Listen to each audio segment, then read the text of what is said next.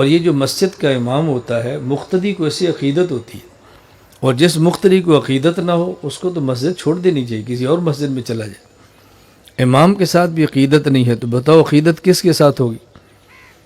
اگر امام میں کوئی چھوٹی بہت کمی بیشی ہو اس کو مت دیکھو، امام امام ہی ہوتا ہے۔ اور آپ یہ بات ذہن نشین فرما لو کہ امام عشاء کی نماز پڑھائے اور اس کے بعد 2 سنت اور 3 وتر پڑھے اور سو جائے، اور پوری رات سوتا رہے، نہ تسبیحات پڑھے، نہ تلاوت کرے، نہ ذکر کرے، نہ تہجد پڑھے، اور صبح اٹھ کے 2 رکعت سنت پڑھے اور فجر کی جماعت کرا دے۔ اور اس کے پیچھے کا جو مقتدی ہے وہ عشاء کے فرض پڑھے، پھر سنت پڑھے، پھر نفل پڑھے، اور پوری رات کھڑے ہو کے قرآن کی تلاوت کرے، پوری رات، اور پوری رات 1 کروڑ روپیہ صدقہ کر دے، اور صبح پھر امام کے پیچھے نماز پڑھے۔ اللہ کی قسم امام اس سے پھر بھی افضل ہے۔ یہ مولانا صاحب پھر بھی اس سے اعلیٰ ہے۔ میری عادت ہے میں کوئی بات بغیر دلیل کے نہیں کرتا۔ اس کے اعلیٰ ہونے کی وجہ کیا ہے؟ دیکھو، ایک فرض نماز کی اہمیت کتنی ہے۔ اگر کوئی شخص ایک فرض نماز کو پڑھے اور وقت گزار کے پڑھے، وقت گزار کے پڑھے، تو پوری زندگی انسان نوافل پڑھتا رہے، یہ جو وقت گزار کے نماز پڑھی ہے اس کا تدارک نہیں ہو سکتا۔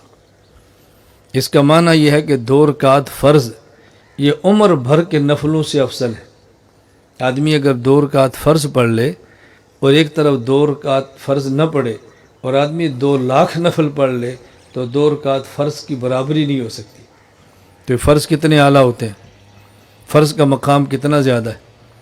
اور ایک جماعت کے ساتھ فرض پڑھیں، اللہ اس پر 27 فرضوں کا اجر عطا فرماتے ہیں۔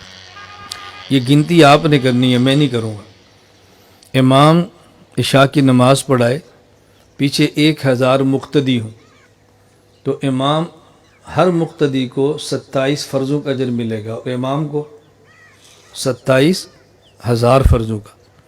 اور امام صبح فجر کی نماز پڑھائے تو ہر مقتدی کو 27 فرضوں کا، اور امام کو 27,000 کا۔ 27 اور جمع 27 54,000۔ تو اس کا معنی اگر مقتدی 1000 ہوں تو امام کو 54,000 فرضوں کا اجر ملتا ہے۔ 54,000، اور مقتدی کیا کر رہا ہے؟ نفل۔ پوری رات نفل پڑھے گا تو کتنے پڑھ لے گا؟ 1 ارب بھی صدقہ کر لے تو نفل ہی ہوگا نا۔